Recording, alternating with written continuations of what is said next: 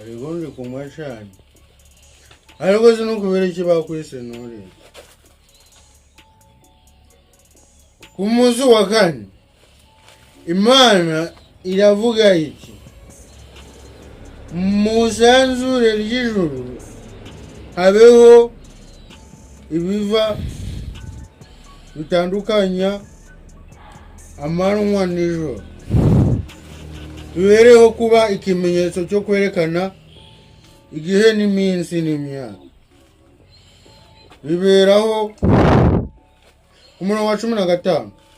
bibereho kuvira mu isanzure ry'ijuru kugira ngo bivire isi biba bityo fora ngo icyo byari ibiki ibintu bigomba kuvira isi